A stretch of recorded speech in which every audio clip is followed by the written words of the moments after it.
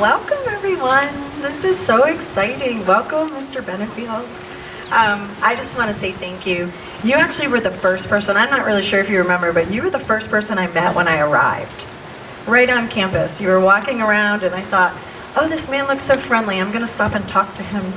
And you were humble and loving and sweet, and I just want to say thank you so much. My job is actually really easy today because I'm going to introduce a couple middle schoolers who are going to talk about Benefield Hall and also Mr. Benefield. So the first person up is Travis Cavalier.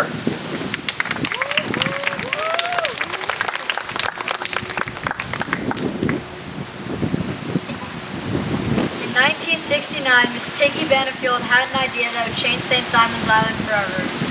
She approached her husband Dewey and told him that she would like to see a middle school at St. Simon's Island so that the children would not have to go to Brunswick when they got to middle school age. Mr. and Mrs. Benefield got to work. On August 31st, 1970, Frederica Academy opened its doors. This new school welcomed 108 students from grades kindergarten through 8th. The only part that did not fulfill Tiggy's dream was that the school was located at the old hospital building on the south end of Brunswick.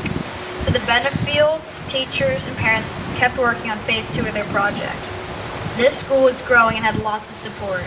The Sea Island Company generously gave 3.5 acres of land on St. Simon's Island for school development. On December 20th, 1974, the new Frederica Academy building was dedicated right where we are standing now. Soon after, thanks to generous donations from many people, including Joel Bartlett and the Candler family, a new gym and sports complex was added. Tremendous growth of the school followed thanks to the leadership and dedication of the Benefields. This included completing Miss Benefield's dream of a dedicated middle school building which opened in 1998. Every day this school makes new memories for its students and teachers. Some of the oldest memories are Coach Willis's small gang, Miss Smith getting whipped on the back of the hand, and some of my favorite memories here at Frederica include Pirate Day, our trip to Camp Ebenezer, and some cool football games at recess, even one where I broke my wrist. Thank you for listening. Here is Mary Wallace Champion.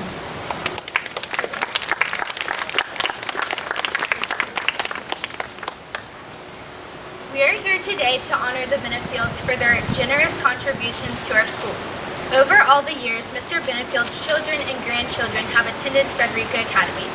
Annually, there's a James Dewey Benefield Award to each graduating senior who has attended every grade at Frederica Academy, kindergarten through 12th grade. Mr. Benefield's daughter Helen was the first recipient. And here is Mr. Benefield's youngest granddaughter, Catherine Benefield, to introduce her grandfather.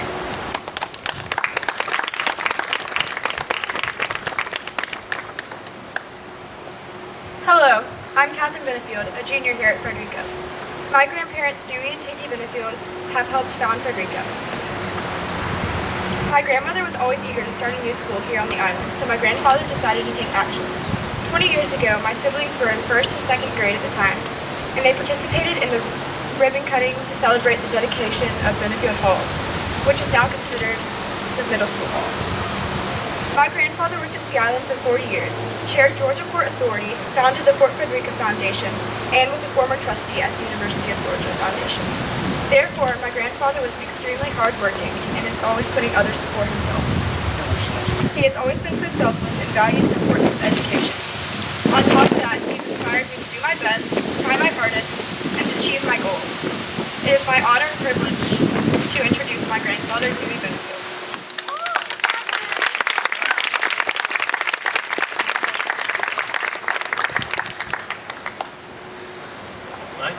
Thank you, Catherine. It's great to see this turnout, and this truly was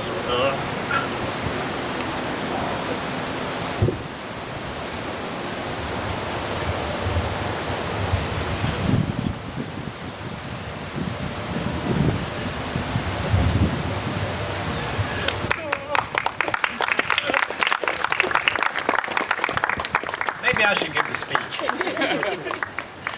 This was a labor of love for my father and my mother, and they put a lot of hard work into putting together Benefield Hall and the middle school and Frederica Academy. But they certainly could have done it without a lot of help from a lot of other people. My dad, for some reason, just seems to be the focus of most of the accolades, as well as my mom. But what else want to say? Hope you kids enjoy it. Keep the bathrooms clean and try to make good grades. I know Miss Fleming's got something to say now. Let me just say thank you, and I appreciate you being here. I get very emotional at almost any event. I cry at weddings. I cry at supermarket openings. Anytime there's a ribbon cutting, I get very emotional. This is a special occasion. Thank you. For many years, it's been my pleasure to be acquainted with Frederica Academy long before I moved down here to work at the school. And always I heard about this person named Dewey. And I gradually got to know his wonderful wife, Tiggy, as well. And then I made more and more friends on the island after I bought a house here and began to spend more time down here. And still I would hear from my friends and their parents and their many activities down here about Mr. and Mrs. Benefield. And always I heard about this wonderful school, that they were so important in starting and how the school was so good. And one of my funniest in retrospect, not funny the day it happened, was when the student was sitting in the admission office at the school I was working in Atlanta, and I walked by and I did this double take, and I thought, what is that girl from St. Simon's doing sitting in the admissions office at my school in Atlanta? Well, she had gotten furious with her parents, and she had talked her boyfriend from GA and taking a day off from school and driving her to Atlanta to enroll in my school in Atlanta. And of course, her parents didn't know one thing about it. And she had made up this whole sob story about how her parents had kicked her out and that she was now to enroll in the school in Atlanta. And so I did this U-turn in the hall and came back and listened to this sob story that this child had created.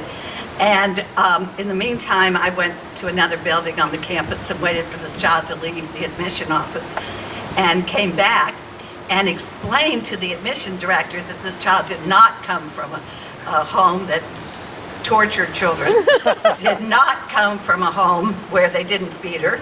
They didn't get her up to get to school on time because she went to this really strict school where the worst thing you could do was be late. And that this boyfriend of hers was just trying to protect her by getting her to Atlanta so she could go to a school that wouldn't punish her every time she turned around.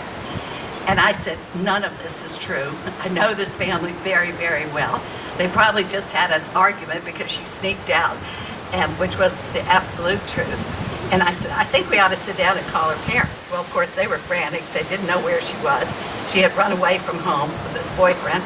And so we had to keep her for another 8 hours to make sure she was safe, and that her father could come and get her and retrieve her and bring her back to St. Simon's.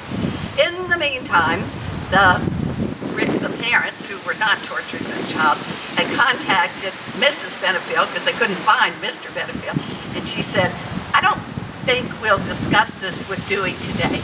I will talk to these parents and the grandparents, and we will take care of this child for the next year and a half. She will not leave this island. And I thought, these are the kind of parents and grandparents you want on your school board, who will support you. And that was the first time I met Tiggy Benefield. And she didn't tell her husband for years and years and years. And ever since then, I've had even more respect for Tiggy and Dewey in the way they like to run the school. Well, eventually, out of the blue, I got asked to be on the Board of Visitors. I learned more about the school.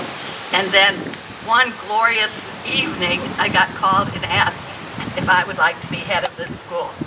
And I had been at my other school for many, many years. It took me 30 hours to make up my mind I was going to move down here and enjoy the privilege of running the school. And ever since then, not one special occasion have I gotten to enjoy where Mr. Benefield and before Mrs. Benefield were not attending, not encouraging, not always there, and also always checking on me to make sure that I was okay. And that's even happened today when the day is here to celebrate Mr. Dewey Benefield. I'd like every child in this room, in this wonderful, glorious band of oak trees to stand up and give Mr. Benefield another applause.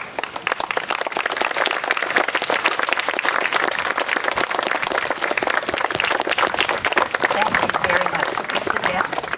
Also, I don't get to be with you all the time, but you need to know how special middle schoolers are to me. I always taught one class up until this turn I've had it at Frederica, and I always taught middle schoolers because, you know, you're probably the most exciting group in the whole school because you never are quite sure what you're going to do, but you're growing up every single day, and you're growing up in the right direction right here. You're trying new things, you're exploring new things, you're learning all the time. And that's just the way I can tell you that Mrs. Benefield would have wanted you to be. Adventuresome, trying new sports, learning a lot about art, and just enjoying each other most every single day. So I thank you for being a great audience, as usual, and trying all those new things that your teachers lead you into every day at a very special place, Frederica Academy, that was started by these wonderful people, Mr. and Mrs. Benefield. So you're a great bunch of boys and girls. You have great teachers. You're learning far into the future. And I can't wait to grow older on this island, watching you all mature and watching you become the leaders in this institution and make sure that it continues to exist and to grow. And we'll look after this institution and become the leaders on this island and in this part of Georgia and the United States. So, Mr. Benefield, we can't thank you enough for this legacy.